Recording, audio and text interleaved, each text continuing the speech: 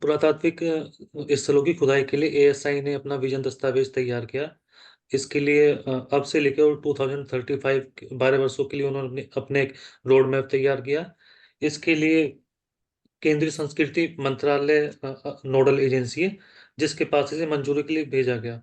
तो ये दिखाता है कि किस तरह से रोड मैप बनाकर हमारी एजेंसी कार्य कर रही है। ऊपर करना और थोड़ा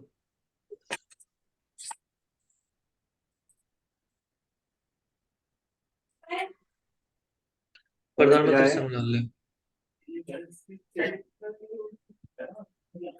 दिल्ली में पीएम संग्रहालय को अपने बनाओ 2 मिनट अपने आपके आगे चलता। ये भोग ही नहीं लगाया आपने, तो किस चीज का भोग लगाया? सब म्यूट कर लीजिए आप।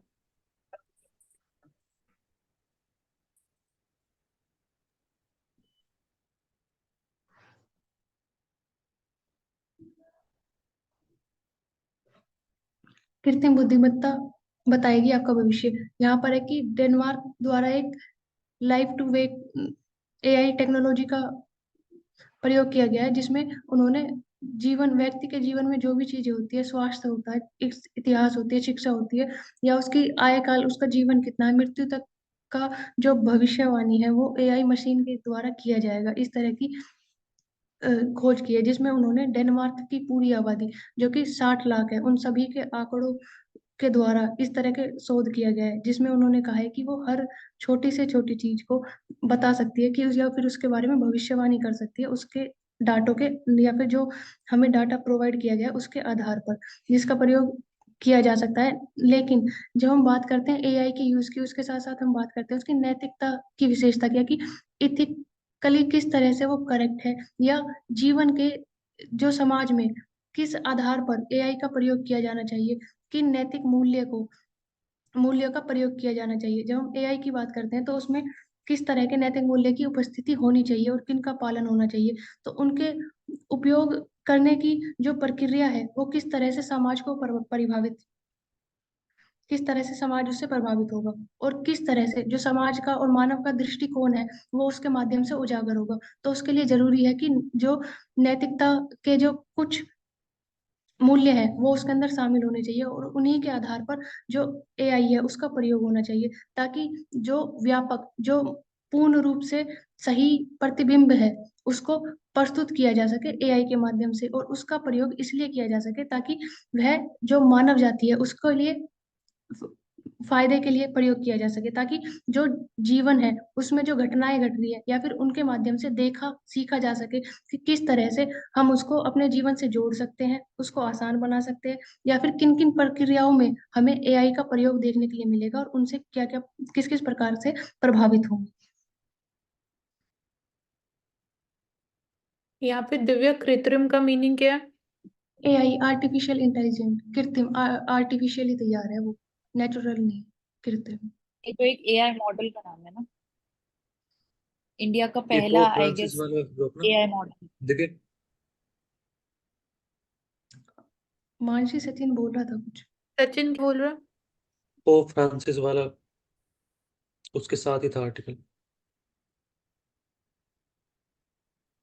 एआई के नीचे।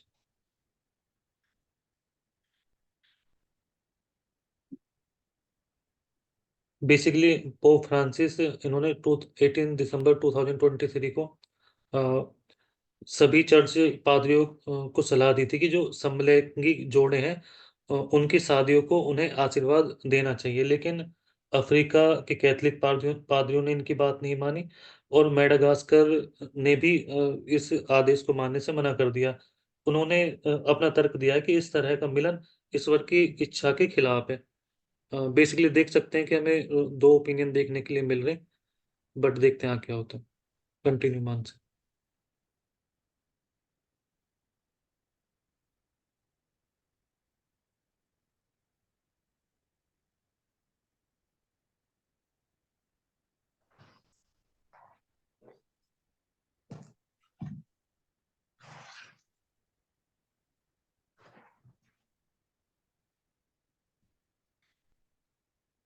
Okay, we can start with the summarization.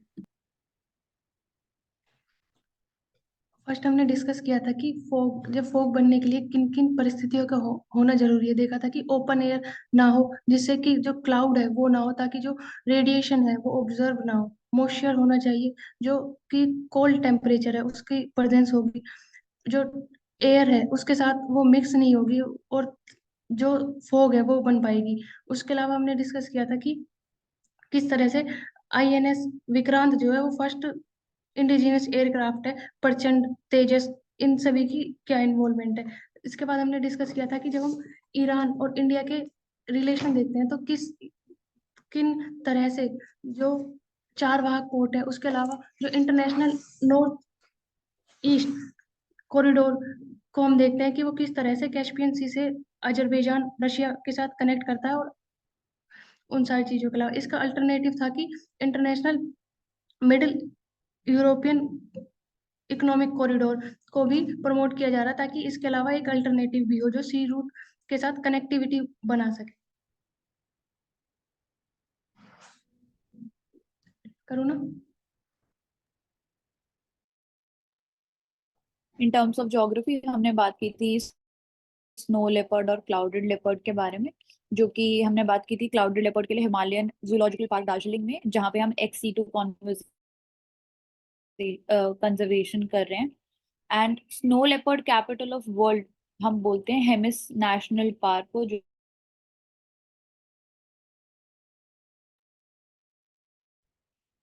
And then हमने बात भी की थी commission for air quality management, हमें लॉन्ग टर्म CAQM था।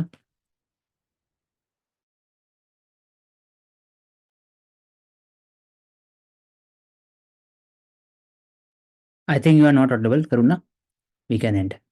Thank you, everyone. We will take up next newspaper tomorrow due to the answer, Gadi.